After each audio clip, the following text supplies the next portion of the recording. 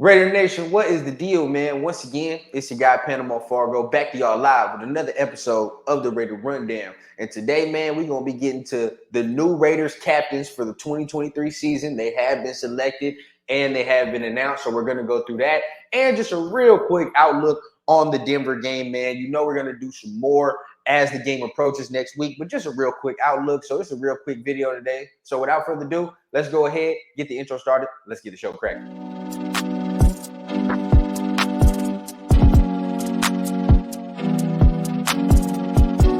Young guy, I had a dream that someday I would build the finest organization in professional sports.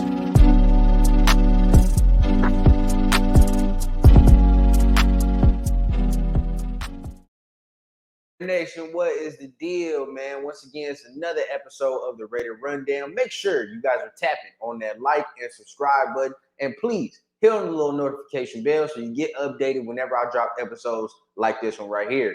And remember, man, I am now a Temu referral ambassador. So if you can, go ahead, click the link at the bottom in the description of this video so you can get yourself 50 to 75% off on any select items in the website, in the store. So, like we were saying, man, I am going to go through the captains today, right? We're going to go through who they selected as captains real quick, and then we're going to get a quick outlook on Denver. So without further ado, let's go ahead and get it started. First captain that was announced, if you haven't seen it yet, Mr. Jimmy Garoppolo. Now, is that a surprise? Not really, because he's the quarterback, right? To me, he's supposed to be the captain of the team, supposed to be the captain of the offense, but it's significant because he's new. Right, it's his first year here, first year meeting everybody, and you know, regardless of whatever we may think of what the Raiders season will be, we have to face the facts of what we've seen already. And what we've seen already is everybody has rallied around Jimmy Garoppolo, the team, the coaches, you know, some fans, not all the fans, and it's understandable. But at the end of the day,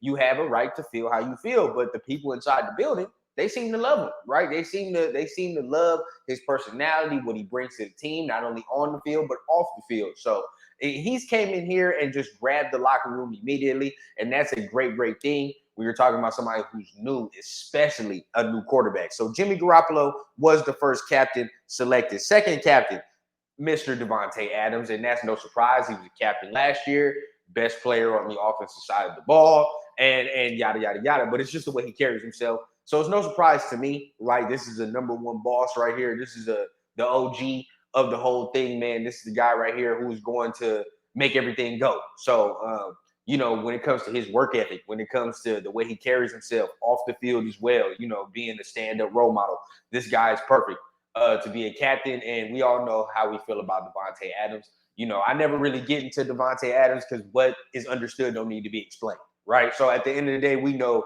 what he is. So Davante Adams, second captain. Our third captain on offense, Colton Miller.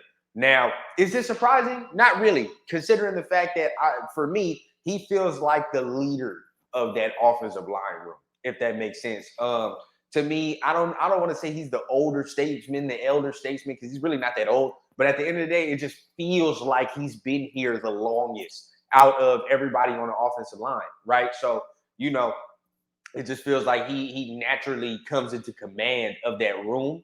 And when you're talking about somebody who's coming in command, you want your leader to be a strong guy. You want your leader to be somebody who you can look to and be like, okay, what are we going to be doing? What's the deal? How are we going to be playing? Let's set the tone, right? So, I mean, when you look at Colton Miller, he's starting, and these are notes that we started here from training camp. He started to be a little more vocal. He started to take command a little bit more, you know, versus of what he was doing before, right? Before he was a little more quiet, a little more, I'm just going to leave with my play, leave with my work. But now he's starting to assume that, you know, other level of the leadership role. And that's exactly what we needed to see from him.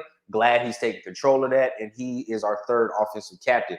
Fourth offensive captain. And this one right here made me very happy because it shows, right, the loyalty. It shows how much they actually love this guy. And our fourth captain on offense is running back Josh Jacobs. Right. And you got to think about this, man. I mean, he just came off of a quote unquote holdout, right? Just came off of a holdout, and they're already willing to make him captain. So everybody that wanted to sit there and say there was animosity between the Raiders, between Jacobs, just not true, right? There is no animosity. There is no hard feelings. There's nobody holding on to a grudge at the end of the day. My man got his money. The Raiders got their star running back. Everybody's happy. And now look, he's a captain, voted on by the players as well. The players wanted him back.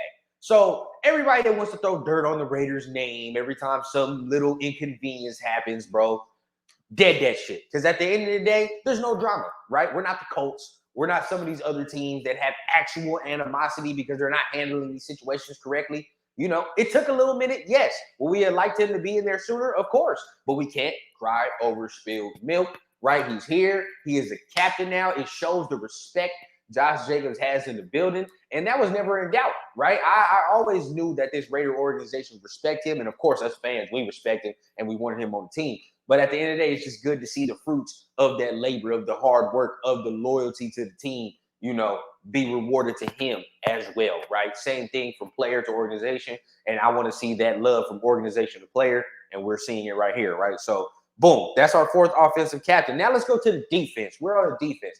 Who was our first defensive captain? And it's the new safety. Number one, Marcus Epps. He is our first defensive captain.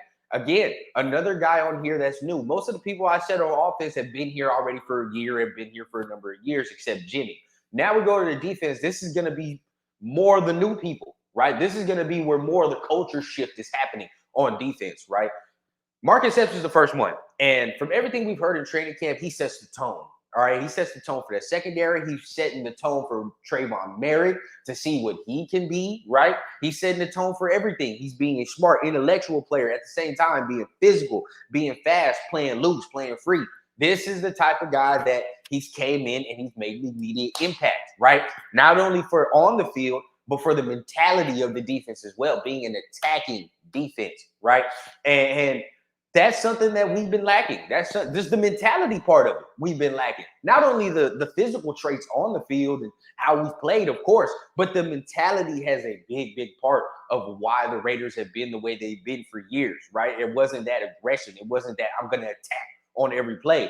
Now it's starting to seem like it's shifted. We're going to see and we're going to find out where this team is at next Sunday, right? Next Sunday is going to give me all I need to know and going forward. But at the end of the day, from what we know now, he has been a major part of changing the culture and mindset of the defense. So Marcus Epps is our first captain.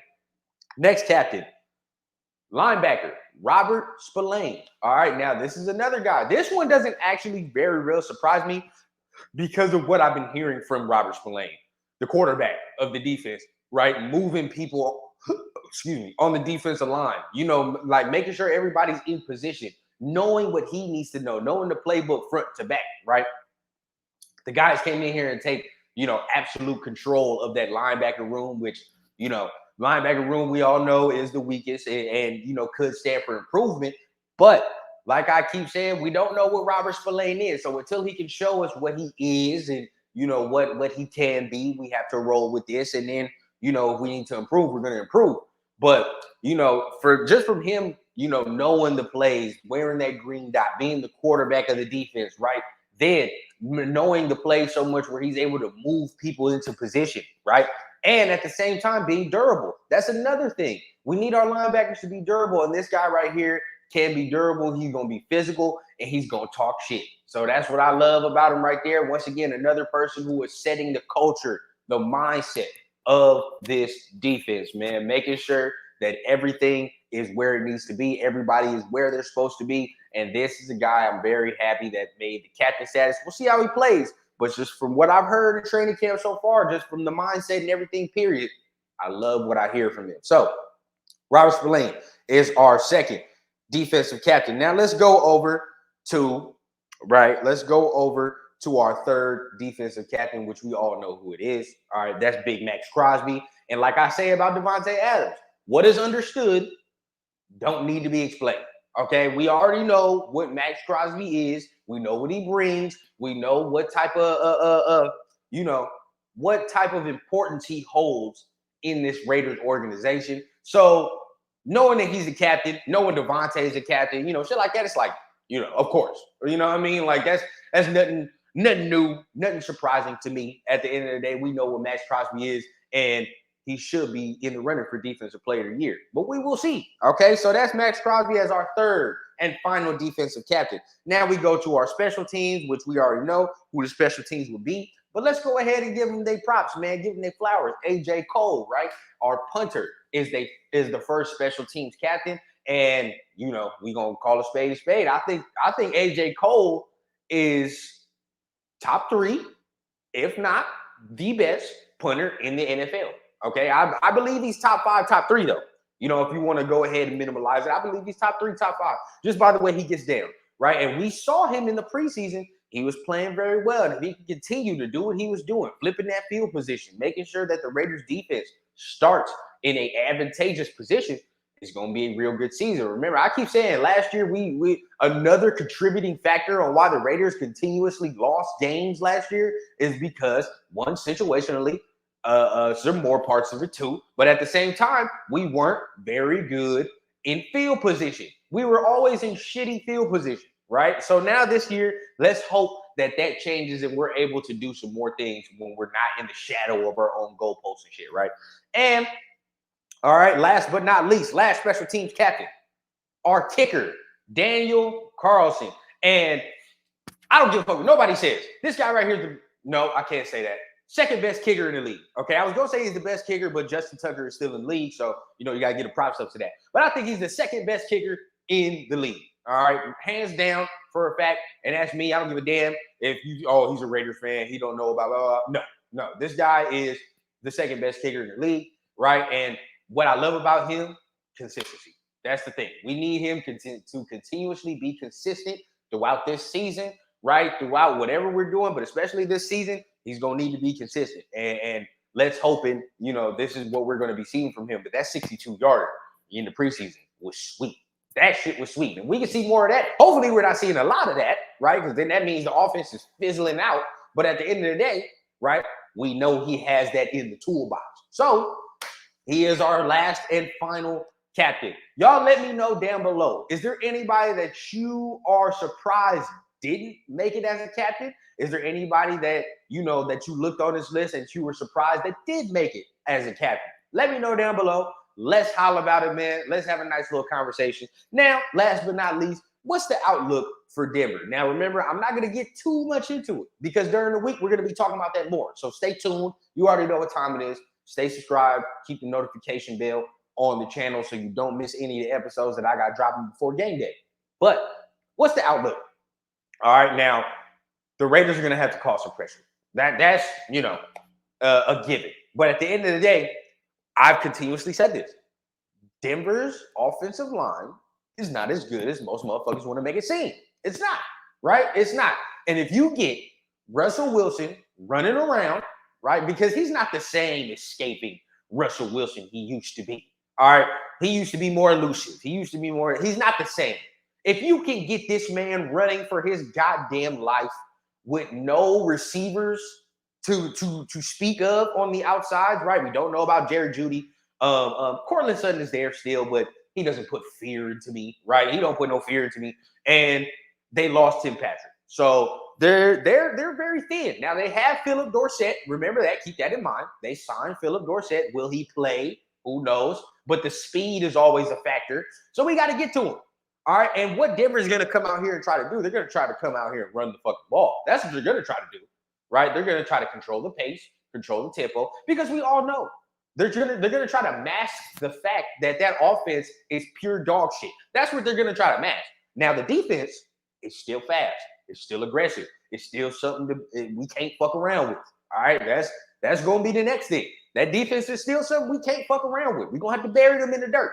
But if we can get that offense off rhythm at the beginning, if we can get them off rhythm from the beginning, it's going to be a long motherfucking day for them. A very long day. Oh, excuse me. A very, very long day. So, you know, that's the quick outlook. Now, we're going to be going into a deeper dive into what we got to do for Denver as the week progresses. So make sure y'all stay tuned for that. But that has been the episode for today, man. Let me know down below how you feel about today. How do you feel that the season is almost upon us, man? Let us know down below. Comment. Let's holler about it. You know I'm going to text y'all back and we're going to have a nice little conversation. But remember, hit the like. Hit the subscribe button. Hit the little notification bell. Remember, I got my description link I got my link in the description, right? Go ahead, click on the link if you want. a nice 50 to 75% off gift card on any select items in the Temu store, right? And remember, I always keep it authentic from the clouds to the ground on the Raider Rundown. I need a bad bitch with an accent, serving in peace, still taxing. Just got tapped for the young Cash App, moonwalking like a young Mike Jackson. Yeah, shots to the head, ride clean and it's still fuck feds. Realest nigga and it's on my kids, so who the fuck gon' wanna test me, bitch?